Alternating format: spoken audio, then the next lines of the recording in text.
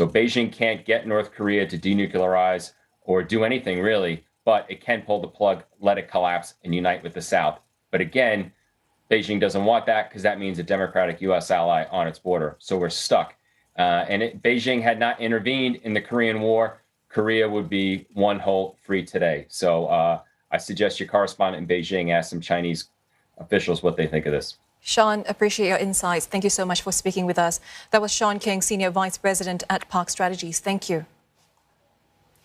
Now, North Korea, China and Russia, key foreign policy challenges for President Joe Biden, but his domestic agenda is complicated too as he prepares to mark 1 year in the White House. Nick Harper reports from Washington, D.C. I know that many of you are tracking that we are about to reach our 1 year mark here. The White House is using the 1 year marker as a chance to celebrate some successes. Record-paced job creation and the COVID-19 vaccine rollout. One chart not on display, the president's approval rating. It's plummeted from around 56% a year ago to, according to some polls, just 33%, the second lowest approval rating of any president at the 1 year mark. We will be judged, you and I, by how we resolve these cascading crises of our era. 12 months on from the president's inauguration, the country's experiencing its highest level of COVID infections, and inflation has risen at its fastest pace in 40 years. COVID is not over. We were hoping it would be, and it's not. And so any administration is going to, bear the responsibility of that. Inflation does not go good. And any argument that the administration can make of, it's not really our fault or we've done everything we could, doesn't matter. People are going to, hold that against the current administration. That's just what happens. At President Biden's urging, Democrats in Congress passed the $1.9 trillion pandemic relief bill and the $1.2 trillion infrastructure bill. But Biden is being blocked from advancing his social spending and voting rights bills by two of his own senators. His pledge to unify the politically divided country remains unfulfilled, and the top Republican in the Senate argues Biden has only made things worse.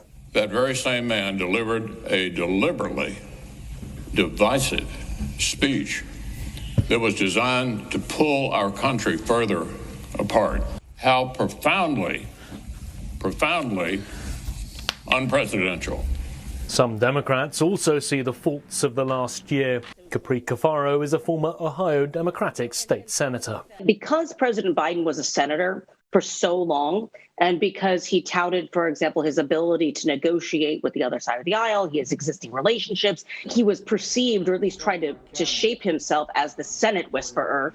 And it has, been the opposite of that. One thing that, I think Republicans of all stripes have said is, you wanted unity, but you also have presented this wish list of policies, and they call it a wish list, without, again, any willingness to try to negotiate or find some common ground on these things. The hasty U.S. withdrawal from Afghanistan last summer, along with the abandonment of tens of thousands of Afghans who worked with the U.S. government, marked a turning point in Biden's fortunes. It hurt his approval ratings and worried America's allies. Good to see you, Mr. President. Tensions with China and Russia have increased despite meetings aimed at de-escalation.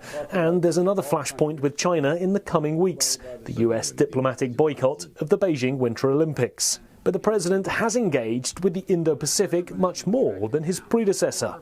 Participation in the Quad, ASEAN and APEC has helped strengthen ties with the region, even if much of the engagement is aimed at building a united front to counter China. 1 year in, and President Biden is still battling many of the same domestic and global challenges that he inherited. If anything, though, he now seems more bogged down, his agenda stalled, his pledges on pause. But with November's midterm elections approaching, he knows he needs to make good on his promises fast. Nick Harper, CNA, Washington.